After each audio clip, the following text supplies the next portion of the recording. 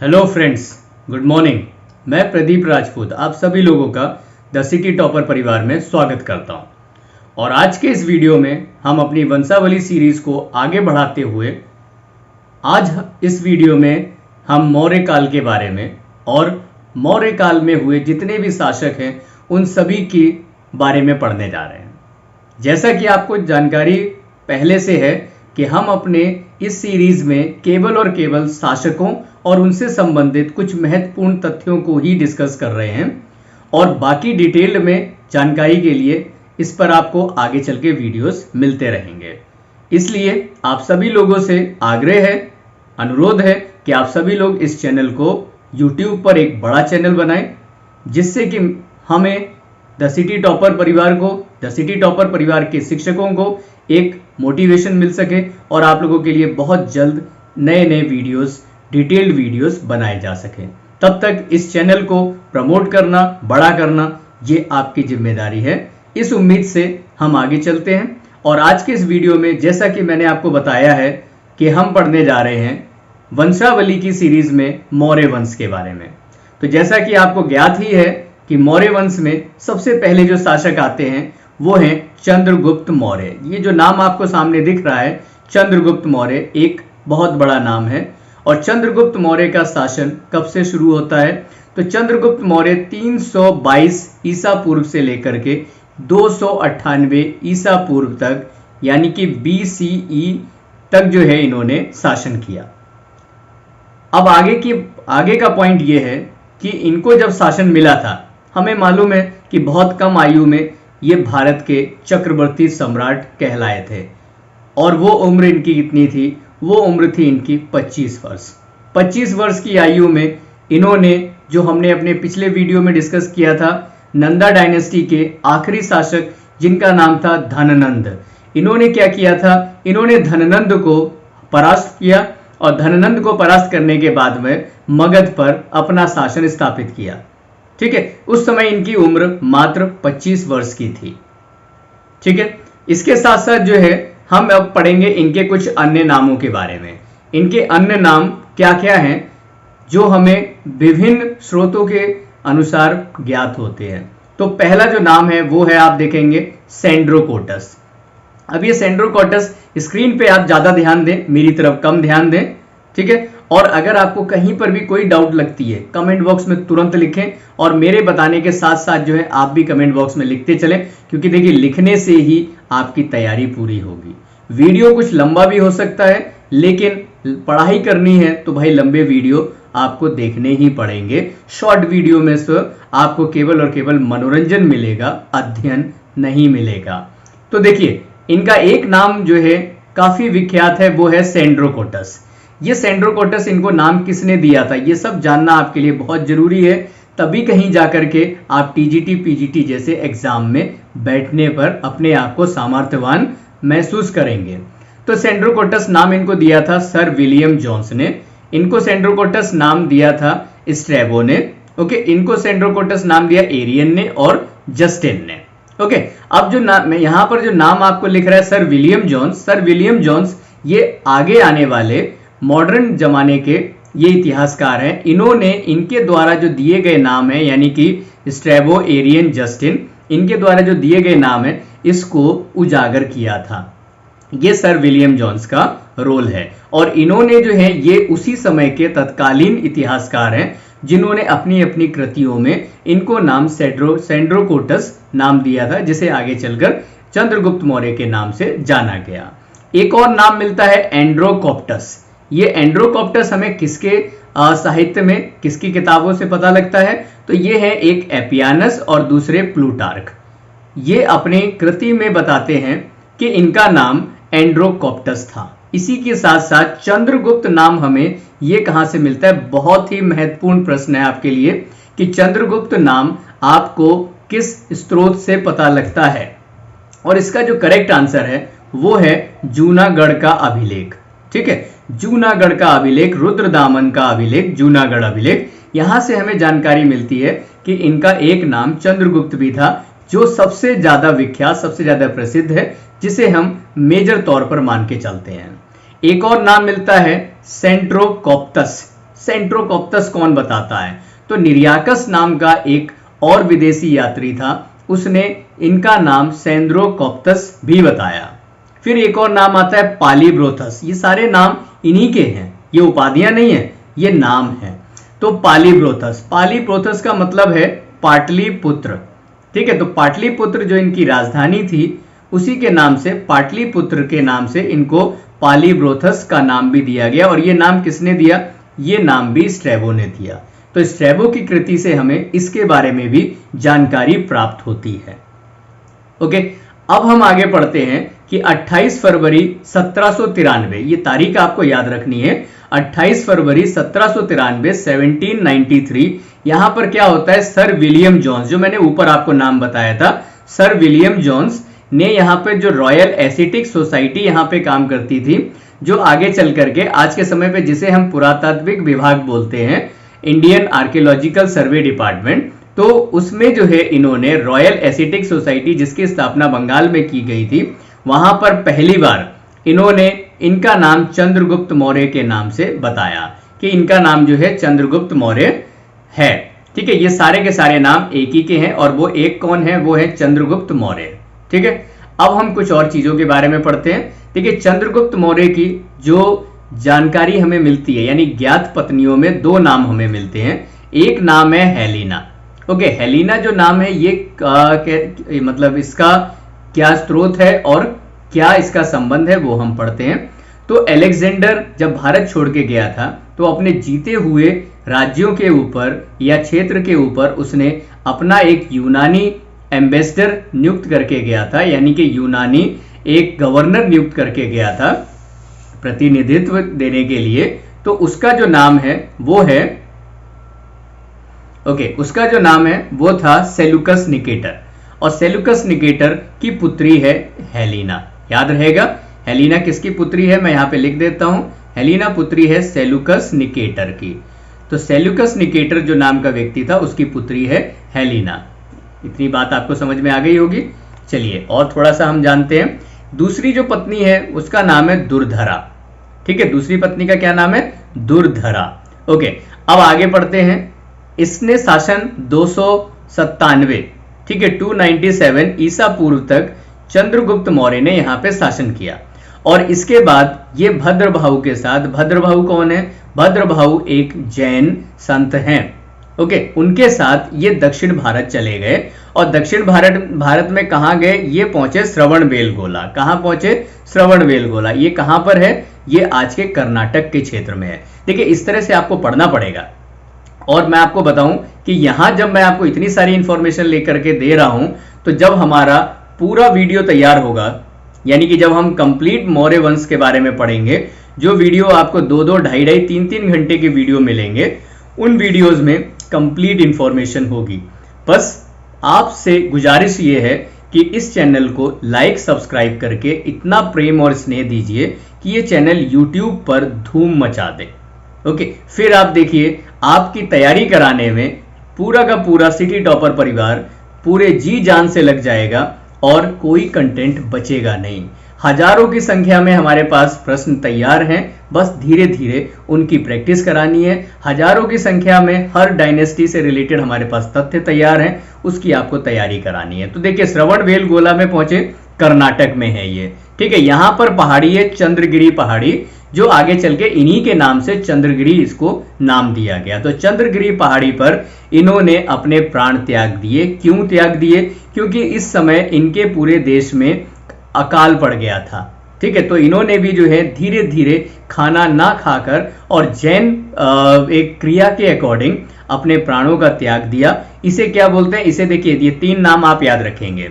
इसे बोलते हैं काया कलेश, इसे बोलते हैं संथारा विधि, इसे बोलते हैं सल्लेखना विधि। ओके, तो इससे क्या होता है, ये जैन तीर्थंकर भी अपनाते हैं और जैन मुनि भी अपनाते हैं। तो इस विधि के थ्रू धीरे धीरे अपने प्राणों का जो है त्याग कर दिया जाता है, कम खाना खा करके अल्प भोजन किया जाता है, ठीक है। इस तरह से जो है चंद्रगुप्त मौर्य ने अपने प्राण त्याग दिए, ठीक है। इसके बाद आगे हम पढ़ेंगे इसके पुत्र के बारे में, और इसके पुत्र का नाम है बिंदुसार, अगला शासक। तो अभी मैंने आपको क्या बताया था, हम केवल शासक के ही बारे में पढ़ रहे हैं। ताकि आपको पहले, सबसे पहले मेरी कोशिश ये है कि सभी वंशों की जानकारी हो और उसके बाद जो है सभी शासकों की जानकारी हो। हमने सबसे पहले शुरुआत की थी हरण्यक डायनेस्टी से, उसके बाद हमने जो ये शिशुनाग डायनेस्टी, थोड़ा सा स्लिप हो रहा था, शिशुनाग डायनेस्टी से हमने उसका अध्ययन किया, और उसके बाद नंदा डायनेस्टी, और नंदा डायनेस्टी के बाद अब हम मौर्यन डायनेस्टी। ठीक है, इसके बाद शुंग वंश के बारे में भी हम आगे पढ़ेंगे। बस आप लोगों का साथ रहा तो बहुत जल्दी जल्दी वीडियोस आपको मिलते चले जाएंगे। तो चलते हैं भाई आगे, बिंदुसार के बारे में पढ़ेंगे। तो बिंदुसार इनका शासन 298 ईसा पूर्व से शुरू होता है और 273 ईसा पूर्व तक इनका शासन चलता है। ठीक है, ये किसके पुत्र थे? ये चंद्रगुप्त मौर्य के पुत्र थे। अच्छा, इनकी माता का क्या नाम था? तो चंद्रगुप्त मौर्य की हमने पत्नी के रूप में पढ़ा था दुर्धरा, तो इनकी जो माता थी वो थी दुर्धरा। ठीक है, तो माता का क्या नाम था? दुर्धरा। लेकिन प्रश्न बड़े एग्जाम में क्या पूछा जाता है कि हमें किस रूप से ये जानकारी मिलती है भाई कि इनकी माता का नाम दुर्धरा था? तो आपका उत्तर होगा परिशिष्ट पर्व। परिशिष्ट पर्व में यह जानकारी दी गई है कि इनकी माता का नाम दुर्धरा था। एक बार कमेंट बॉक्स में लिख दें कि बिंदुसार की माता का नाम क्या था। बिंदुसार की माता का नाम दुर्धरा था। तो चलिए, जन्म के समय इसके मस्तिष्क पे यानी माथे पर, यहां पर एक बिंदु थी और जिस कारण इसका नाम बिंदुसार पड़ा। आपको यह भी जानना जरूरी है कि इसका नाम बिंदुसार क्यों पड़ा। इसके मस्तिष्क पर यहां पर एक बिंदु थी जिस कारण इसका नाम बिंदुसार पड़ा। इसके कुछ अन्य नाम भी हैं, हम उस और अन्य नाम को जानते हैं। तो अन्य नामों में हमें एक नाम मिलता है, वो है सिंहसेन, और दूसरा नाम है सिंहासन। ये सिंहसेन और सिंहासन भी किसके नाम है? बिंदुसार के नाम है। और ये बिंदुसार के जो नाम है ये हमें कहां से पता लगते हैं? जी हाँ, जैन ग्रंथों से हमें पता लगता है। ओके, इसके बाद एक नाम है अमित्रचेटस और अमित्रघात। अमित्रघात का क्या मतलब होता है? जितने भी शत्रु हैं उनका विनाश करने वाला, उनका नाश करने वाले को अमित्रघात बोलते हैं। और ये हमें जानकारी कहां से मिलती है? ये जानकारी हमें मिलती है यूनानी लेखक से। कहां से मिलती है? यूनानी लेखकों से। बिंदुसार की पत्नियों के रूप में हमें एक पत्नी की जानकारी होती है, वो है सुभद्रांगी। ठीक है, और सुभद्रांगी कौन है? जी हां, सही गैस कर रहे हो, अशोक की माता का नाम है सुभद्रांगी। चले आगे पढ़ते हैं इसके बाद। और इसके बाद जो है बिंदुसार की मृत्यु हो जाती है, जैसा कि मैंने आपको बताया था, कब? 273 में। ठीक है, चलिए आगे बढ़ें। आगे इसके बाद हम पढ़ेंगे भारत के पूरे इतिहास के सबसे महान, सबसे प्रतापी, सबसे ताकतवर, सबसे बुद्धिमान शासक के बारे में, और उसका नाम है महान अशोक। ठीक है, अशोक का शासनकाल शुरू होता है 273 ईसा पूर्व से और कब तक रहता है? 232 ईसा पूर्व तक। ये अशोक का शासनकाल है। इसकी माता का नाम क्या है? सुभद्रांगी। फिर से लिख लीजिए, कमेंट बॉक्स में लिख के एकदम से टाइप कर दीजिए, अशोक की माता का नाम सुभद्रांगी। सुभद्रांगी किसकी पत्नी थी? बिंदुसार की। इसकी जानकारी हमें कहां से मिलती है? बड़े एग्जाम में ये क्वेश्चन पूछे जाते हैं। तो इसकी जानकारी हमें मिलती है कहां से? इसकी जानकारी हमें मिलती है दिव्यावदान से। ओके, तो अब हम अशोक की पत्नियों के नाम डिस्कस कर लेते हैं। अशोक की पत्नियों के कई सारे नाम हमें मिलते हैं। उनमें से एक जो इसकी सबसे पहली पत्नी थी उसका नाम था देवी। देवी कौन है? विदिशा जो जगह है, विदिशा की एक श्रेष्ठी की पुत्री थी देवी। ओके, देवी के पुत्र कौन है? वो जो आपने खूब सुना है, महेंद्र और संघमित्रा। इसको अशोक ने कहां भेजा था? कमेंट बॉक्स में बताएंगे, लिख के फटाफट बता दीजिए कहां भेजा था। चलिए आप लिखते रहिए, मैं बता देता हूं। श्रीलंका में भेजा था बौद्ध धर्म के प्रचार प्रसार के लिए, और ये वहां गए और इन्होंने श्रीलंका में बौद्ध धर्म को स्थापित भी किया। राइट, तो इनकी माता का क्या नाम था? इनकी माता का नाम था देवी। ओके, इनकी अन्य पत्नी है, उसका नाम है तिश्रक्षिता। तिश्रक्षिता, इसकी जानकारी हमें दिव्यावदान से मिलती है। ठीक है, इनकी अन्य पत्नी और बहुत ही महत्वपूर्ण पत्नी जिनका नाम है कारूबाकी। ध्यान रखिएगा, क्या नाम बता रहे हैं? कारूबाकी। बहुत ही महत्वपूर्ण है। और ये सबसे ज्यादा महत्वपूर्ण क्यों होती है? ये सबसे ज्यादा महत्वपूर्ण इसलिए होती है क्योंकि हमें एक अभिलेख मिलता है जिसको हम इलाहाबाद का अभिलेख बोलते हैं। ओके, और इसी को हम रानी का अभिलेख भी बोलते हैं। और यह अभिलेख बहुत महत्वपूर्ण है। क्यों? क्योंकि ये वही अभिलेख है जिसपे समुद्रगुप्त ने अपना लेख लिखवाया। ओके, ये वही अभिलेख है जिसे सम्राट अकबर, बादशाह अकबर ने इसे अपने इलाहाबाद के किले में स्थापित करवाया था। ओके, इसलिए इंपॉर्टेंट है। और क्योंकि ये एक ऐसा अभिलेख है जो सम्राट अशोक की रानी के बारे में जानकारी देता है, इसलिए इसको हम रानी के अभिलेख के नाम से भी जानते हैं। ध्यान रहेगा, रानी का अभिलेख कौन सा है? इलाहाबाद में, प्रयाग प्रशिष्टि इसी पे लिखा गया है, ध्यान रखिएगा। ठीक है, तो इनकी एक पत्नी है कारूबाकी। इसके बाद इनकी एक पत्नी है जिनका नाम है असंगमित्रा। असंगमित्रा, इनको जो है अशोक ने अपनी पटरानी नियुक्त किया था, लेकिन असंगमित्रा निसंतान थी, इनकी कोई भी संतान नहीं थी। फिर एक पत्नी है जिसका नाम है पद्मावती, और पद्मावती का बेटा था कुणाल। कुणाल के बारे में भी हम आगे पढ़ेंगे। ओके, इतनी डिटेल में जानकारी सिर्फ वंशावली में। आगे देखिएगा, लाइन लगा देंगे फैक्ट की। ठीक है, और कोई ऐसा पेपर नहीं होगा जो आप कर नहीं पाएंगे। बस लगे रहिए, समय दीजिए, पढ़ते रहिए और लिख करके नोट जरूर बनाना, अदरवाइज वीडियो देखना आपके लिए नाम मात्र रह जाएगा। चलिए, तो अब हम बात करेंगे अशोक के अन्य नामों के बारे में। यानी अशोक के अन्य नामों से हमारा मतलब कोई बहुत अन्य नाम नहीं है। अशोक के ही अभिलेखों में जगह जगह अशोक के नाम अलग अलग प्रकार से पाए गए हैं, और हमसे सवाल ऐसे ही किए जाते हैं कि ये नाम किस अभिलेख में मिला है। और आज के बाद वो सारे के सारे सवाल आपके यहीं पे खत्म, सबके जवाब यहीं पे मौजूद हैं। चलिए आगे बढ़ते हैं। तो आगे जब हम बढ़ेंगे तो हम देखेंगे अशोक के अन्य नामों में एक नाम है अशोक। ये हमें कहां से मिलता है? तो ये हमें मस्की लघु शिलालेख से ज्ञात होता है। एक नाम है अशोक मौर्य। अशोक मौर्य नाम हमें कहां से मिलता है? ये रुद्रदामन का जूनागढ़ अभिलेख, पीछे भी तो अभी हमने पढ़ा था, रुद्रदामन का जूनागढ़ अभिलेख। ओके, तो रुद्रदामन का जो जूनागढ़ अभिलेख है वहां से हमें ज्ञात होता है क्या कि इसका नाम अशोक मौर्य था। फिर अशोक वर्धन, ये हमें पुराणों से ज्ञात होता है कि अशोक वर्धन इनका नाम था।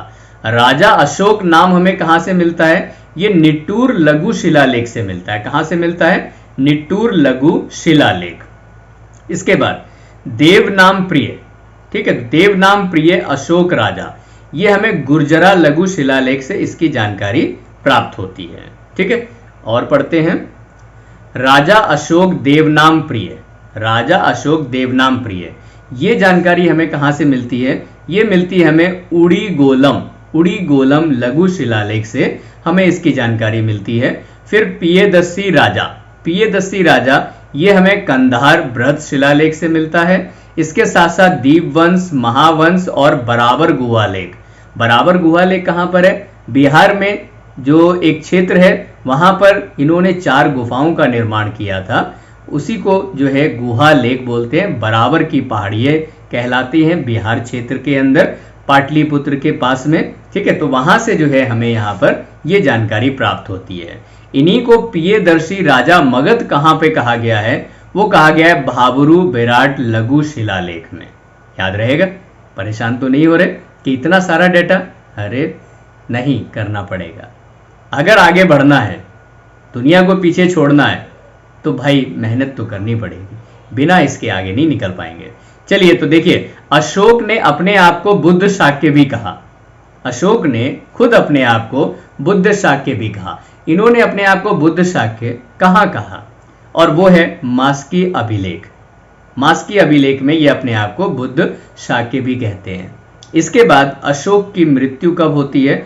अशोक की मृत्यु होती है 232 ईसा पूर्व में। कब होती है? 232 ईसा पूर्व में भाई अशोक की मृत्यु हो जाती है। अशोक की मृत्यु के बाद से ही स्थितियां थोड़ी सी खराब होती हैं और यहाँ पर जो है मौर्य वंश संकट में आने लगता है। लेकिन फिलहाल अभी कोई दिक्कत नहीं है, अभी बहुत लंबा मौर्य वंश चलेगा। तो अशोक की मृत्यु के बाद में अशोक का पुत्र कुणाल, यहाँ पे देखिए कई तरह के विवाद शुरू हो जाते हैं। अलग अलग स्रोत हमें अलग अलग जानकारी प्रदान कर रहा है। ठीक है, अलग अलग स्रोत हमें अलग अलग जानकारी प्रदान कर रहा है। इसलिए अधिकांश इतिहासकार जिसको मानते हैं हम उसी को पढ़ेंगे। ठीक है, लेकिन मैं यहां पर आपको साथ साथ ये जरूर बताता चल रहा हूं कि किसके अनुसार क्या दिया गया है, क्योंकि अब प्रश्न इसी पर पूछे जाते हैं।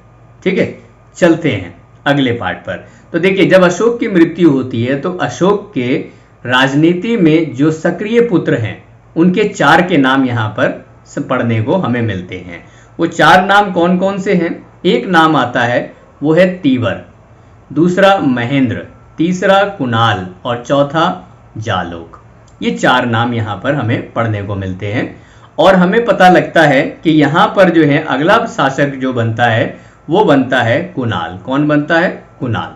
तो कुणाल जो है वो अगला शासक बनता है। उत्तराधिकार का कोई बड़ा युद्ध नहीं होता है, कोई खास बड़ी घटनाएं नहीं है, लेकिन उसके बाद जो है कुणाल अगला शासक बनता है। और इसकी पुष्टि कौन कर रहा है? मैं थोड़ी ना कर रहा हूं।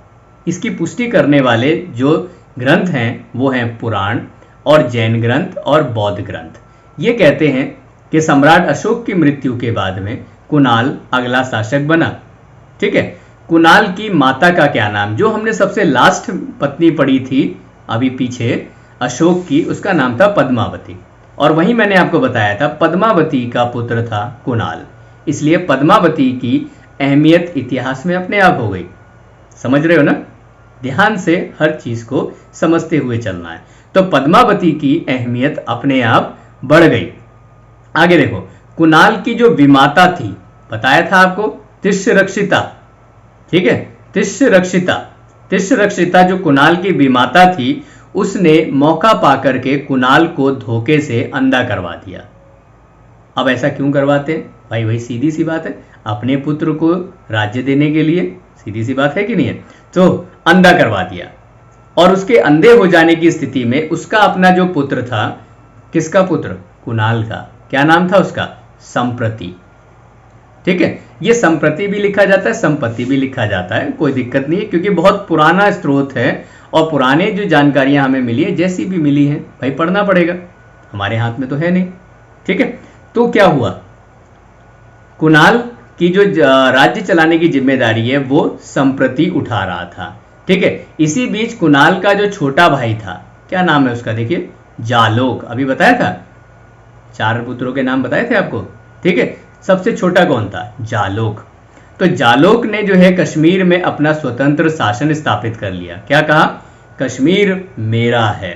जैसे आज होता है ना भारत और पाकिस्तान के बीच में, उधर पाकिस्तान भी लात टपका रहा है कि कश्मीर मेरा है।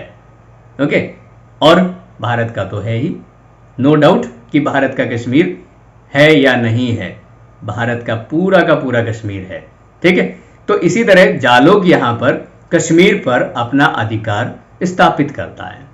ठीक, इसकी जानकारी कहां से मिलती है? मैं बार बार कह रहा हूं, कोई भी चीज मैं अपनी मर्जी से नहीं बता रहा हूं। इसकी जानकारी हमें प्राप्त होती है राजतरंगिणी से। किससे? राजतरंगिणी से। आप कमेंट बॉक्स में फटाफट ये लिख दीजिए कि राजतरंगिणी किसके द्वारा लिखी गई है, कौन है इसका लेखक। बहुत ही प्रसिद्ध किताब और बहुत ही महान इसके लेखक। ओके, तो राजतरंगिणी के अनुसार यह पता लगता है कि अशोक के अंतिम समय पर, यानी जब अशोक की मृत्यु होने वाली थी, तो लगभग उस समय पर अशोक के पश्चिमोत्तर भाग पर, पश्चिमोत्तर भाग का मतलब क्या होता है? अफगानिस्तान वाले क्षेत्र की तरफ, तो वहां पर हमला हो जाता है। किनका हमला होता है? यूनानियों का। ठीक है, पश्चिमोत्तर भाग पर जो है यहां पर हमला हो जाता है और उस हमले के लिए अशोक अपने पुत्र जालोक को भेजता है कि जाओ बेटा जालोक और जाकर के अपने राज्य की रक्षा करो। जालोक काबिल था, नो डाउट। जालोक जाता है और जीत हासिल करता है, और जब जालोक जीत हासिल कर लेता है तो उसे अपनी काबिलियत पर बहुत ज़्यादा गर्व होता है। फिर वो क्या फैसला लेता है? जाओ पापा, जाओ बड़े भैया, अब कश्मीर हो गया मेरा। वो वहां पर एक स्वतंत्र राज्य स्थापित करता है कि आज से कश्मीर मेरा और मैं कश्मीर का। ओके, तो इसके बाद जो है अब ये अपने राज्य में नहीं मिला पाता है, तब तक कुणाल की मृत्यु हो जाती है। और कुणाल की मृत्यु कब होती है? 224 ईसा पूर्व में। ठीक है, 224 ईसा पूर्व में कुणाल की हो गई मृत्यु। बात समझ में आई इतनी? कुणाल के बाद अगले शासक कौन है? अगले शासक बनते हैं दशरथ। दशरथ का शासनकाल कब से कब तक रहता है? 224 ईसा पूर्व से लेकर 216 ईसा पूर्व तक।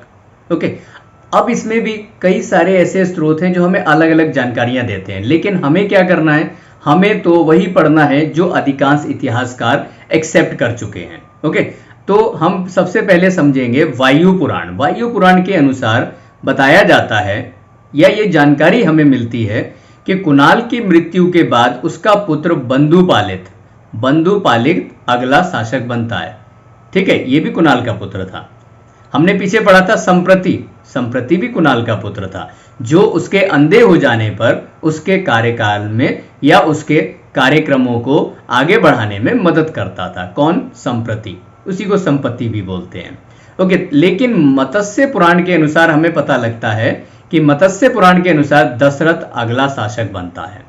ओके, अब दशरथ क्योंकि अगला शासक बनता है और इसको अधिकांश इतिहासकार मान लेते हैं, हम भी मानेंगे, दशरथ अगला शासक है जिसका शासनकाल कब से कब तक रहता है? इसका शासनकाल जो रहता है वो रहता है 224 से लेकर के 216 ईसा पूर्व तक।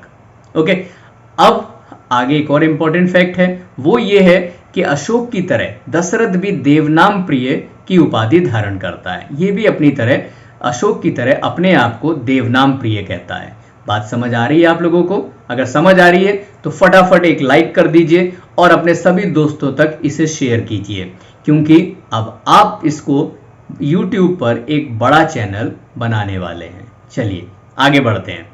दशरथ के शासनकाल में दशरथ को जो है यहाँ पर एक कमजोर शासक के रूप में इतिहासकार देखते हैं। तो दशरथ के शासनकाल में राज्य के दो भाग हो जाते हैं। वो दो भाग कौन कौन से हैं? तो देखिए, एक भाग जो है वो पूर्वी भाग कहलाता है और दूसरा भाग पश्चिमी भाग। तो जो पूर्वी भाग है ये दशरथ के कंट्रोल में था और इसकी राजधानी पाटलिपुत्र थी, कुछ नया नहीं है।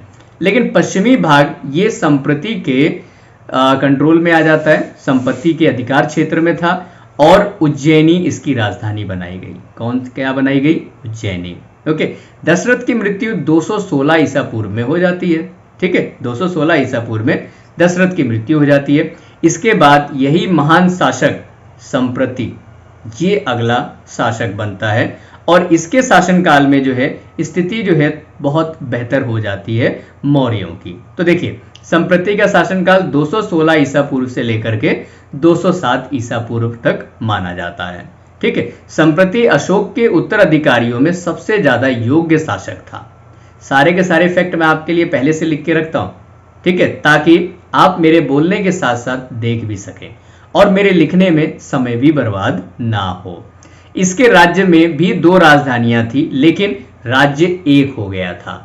दशरथ के समय जो राज्य बटा था दो हिस्सों में, वो इसके समय पे राज्य एक हो गया था। समझ रहे हैं ना? समझ रहे होंगे। ओके, तो संप्रति की दो राजधानियां थी, एक पाटलिपुत्र और एक उज्जैनी। ठीक है, संप्रति का जो शासनकाल रहा उसने अपने शासनकाल के दौरान मौर्य वंश को मजबूत बनाया, एकजुट किया। ठीक है, और राज्य के जो विघटन हो रहा था उसको रोकने में सफलता प्राप्त की। ठीक है, लेकिन संप्रति के शासनकाल के दौरान यहाँ पर जो है एक दुर्भिक्ष आ गया, यानी कि जो है अकाल पड़ गया और उस अकाल से दुखी होकर चंद्रगुप्त की ही तरह संप्रति अच्छा जरा बताएंगे संप्रति और चंद्रगुप्त मौर्य में संबंध क्या हुआ है? अरे दादा और पोते हैं। ठीक है, क्योंकि बीच में अभी उसका कुणाल ही आया है और ये सब कुणाल के बेटे चल रहे हैं। ठीक है ना? Very good. तो अपने दादा की तरह ये भी कहा गया, श्रवण बेलगोला गया और वहां जाके संलेखना विधि से अपने जीवन का त्याग कर दिया। ठीक है, कब किया?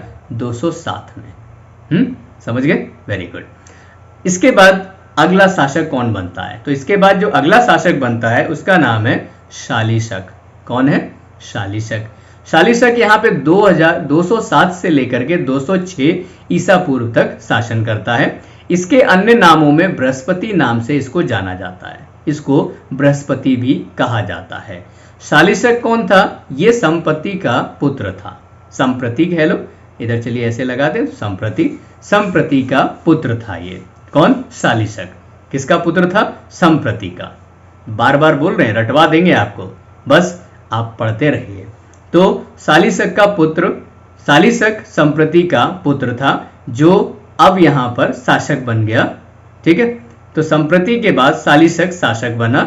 इसने अपने बड़े भाई की हत्या कर दी। देखिए राज्य सत्ता की अहमियत, अपने बड़े भाई की हत्या करके इसने राजगद्दी को प्राप्त किया।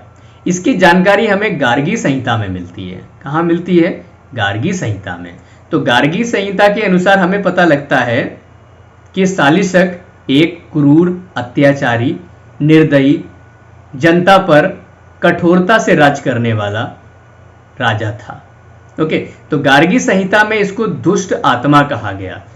तो अगर कभी आपसे प्रश्न पूछा जाता है कि किस मौर्य शासक को दुष्ट आत्मा के नाम से कहा जाता है, वो कौन है? वो है अपना संप्रति का बेटा शालिशक। याद रहेगा ना, संपत्ति का बेटा शालिशक। इसको दुष्ट आत्मा कह के किसमें कहा गया? गार्गी संहिता में। ओके, इसके बाद इस अवस्था का लाभ उठाकर, क्योंकि अब जनता में तो ये प्रिय था ही नहीं, जनता में तो विरोधाभास था, इस अवस्था का लाभ उठाकर इसका अपना एक पुत्र था। कौन था? ब्रजसेन। ठीक है, ब्रजसेन ने क्या किया? ब्रजसेन ने पश्चिमी भाग में अपनी जो है एक स्वतंत्र राज्य की स्थापना कर ली कि हम तो स्वतंत्र हो गए। ठीक है, ब्रजसेन कौन था? संपत्ति का पुत्र।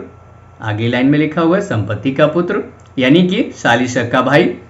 इसने पश्चिम में अपने आप को आजाद डिक्लेयर कर दिया। बिल्कुल वैसे ही जैसे संप्रति से पहले हमने क्या पढ़ा था, दशरथ के समय पर संप्रति ने पश्चिमी क्षेत्र को अपनी राजधानी बना लिया, उज्जैनी को, वैसे ही यहां पर भी हुआ। अब इसी समय कश्मीर का शासक कौन था? शालिशक का चाचा, कुणाल का छोटा भाई। कौन? जालोक। ठीक है, तो जालोक जो कश्मीर का स्वतंत्र शासक था, उसने भी पाटलिपुत्र के ऊपर हमला कर दिया। अब शालिशक के कार्यकाल में सिर्फ इतनी मुसीबतें कम नहीं थी।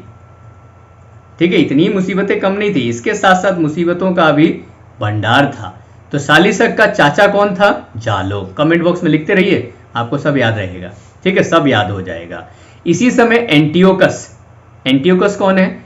ये पश्चिम से आने वाला यूनानी शासक है। इसने शालिशक के क्षेत्र पर हमला कर दिया, लेकिन हमें गार्गी संहिता से ही जानकारी मिलती है कि ये अफगानिस्तान के क्षेत्र तक ही आया था, उसके बाद संधि करके वापस चला गया। तो शालिशक के बाद में जो शासक हुए हैं वो कोई खास अहमियत नहीं रखते हैं राजनीतिक क्षेत्र में। उनका एक का नाम है देववर्मा, जो आप स्क्रीन पे देख रहे होंगे। दूसरा नाम है शतधनुष। तीसरा नाम है बृहद्रथ। ठीक है, तो देववर्मा ने 206 ईसा पूर्व से लेकर 199 ईसा पूर्व तक शासन किया। शतधनुष ने 199 ईसा पूर्व से लेकर 191 ईसा पूर्व तक शासन किया। और बृहद्रथ, जिसे हम आखिरी शासक कहते हैं, इसने 191 से लेकर 187 ईसा पूर्व तक शासन किया। ठीक है, और इसी समय पर अब जो है बृहद्रथ की, क्योंकि बृहद्रथ आखिरी शासक था, और बृहद्रथ की मृत्यु कैसे होती है? तो बृहद्रथ का एक सेनापति होता है जिसका नाम है पुष्यमित्र शुंग। देखिए नाम लिखा हुआ है, आराम से इस पे गौर कीजिए। पुष्यमित्र शुंग, ये मैंने यहाँ पे बॉक्स बना दिया। बहुत बड़ा नाम है ये, आगे चल करके बहुत बड़े बड़े काम करेगा। कौन? पुष्यमित्र शुंग। शुंग डायनेस्टी की स्थापना इसका पहला काम है, और वो आखिरी नहीं है, बहुत सारे इसके बाद भी काम करेगा। कौन? पुष्यमित्र शुंग। तो पुष्यमित्र शुंग ने यहाँ पर 187 में इसकी हत्या करके और 185 में 185 ईसा पूर्व में इसने नए वंश की स्थापना की, यानी शुंग वंश की। अब देखिए धीरे धीरे हम कहाँ तक पहुंचाए। हर्यंग डायनेस्टी से मौर्य डायनेस्टी कंप्लीट कर ली, इसके बाद शुंग वंश पढ़ेंगे।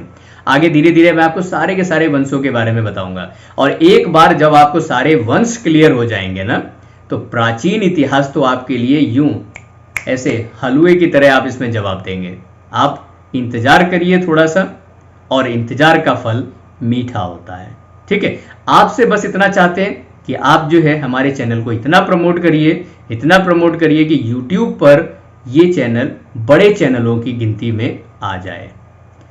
तो द सिटी टॉपर परिवार से जुड़े रहने के लिए और वीडियो को पूरा देखने के लिए आप सभी लोगों का तहे दिल से धन्यवाद। और इसी तरह आप वीडियो देखते रहिए, सीखते रहिए और हमें मोटिवेट करते रहिए, ताकि हम आपके लिए आगे भी वीडियो बनाते रहें। नमस्कार।